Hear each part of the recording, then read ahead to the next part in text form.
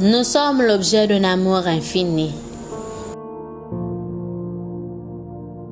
Une citation de sœur Ellen G. White.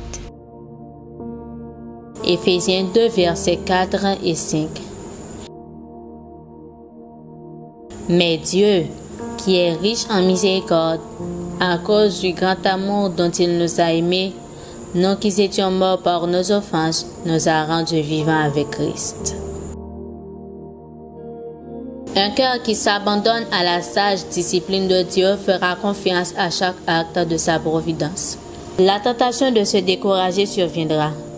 Mais que gagne-t-on en cédant à de telles tentations? L'âme devient-elle meilleure en murmurant et en se plaignant de sa seule source de force? L'encre a-t-elle été jetée au-delà du voile? De la maladie tiendra-t-elle? Sera-ce le témoignage rendu dans les scènes finales de la vie, alors que les lèvres deviennent paralysées par la mort? L'encre tient. Je sais que mon Rédempteur est vivant. Ô Jésus, toi qui es si précieux, aimant, patient et miséricordieux, combien mon âme t'adore, qu'une pauvre âme indigne, souillée par le péché, puisse se tenir devant le Dieu saint, parfaite dans la justice de notre substitut, de notre garant. Émerveillez-vous, ô cieux, et soyez saisis d'étonnement, car l'homme déchu est l'objet de ses délices et de son amour infini.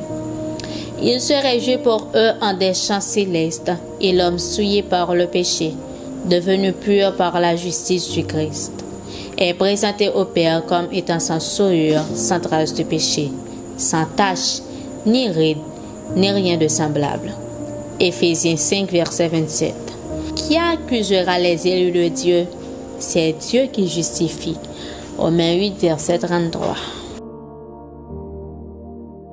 Que tout être faible et secoué par la tempête trouve en Jésus-Christ son ancre. Qu'il ne devienne pas égocentrique au point de ne penser qu'à ses petites déceptions, au dérangement de ses projets et de ses espoirs. La question du plan du salut n'absorbe-t-elle pas toutes nos pensées? Si le Dieu infini me justifie, qui me condamnera? Christ est mort. Verset 34. En mourant pour l'homme, il a révélé combien il l'aime, au point de mourir pour lui. La loi condamne le pécheur et le conduit au Christ. C'est Dieu qui justifie et pardonne. Satan accusera et demandera le droit de détruire, mais Dieu ouvre la porte du refuge. Dieu justifie celui qui passe par cette porte. Si Dieu est pour nous, qui sera contre nous?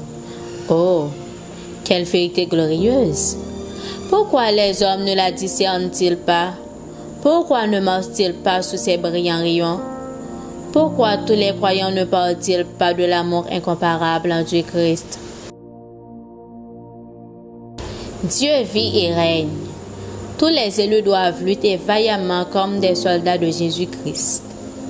Ils seront alors enregistrés dans les livres du ciel comme fidèles et véritables. Ils doivent accomplir l'œuvre de Jésus-Christ et combattre le bon combat de la foi.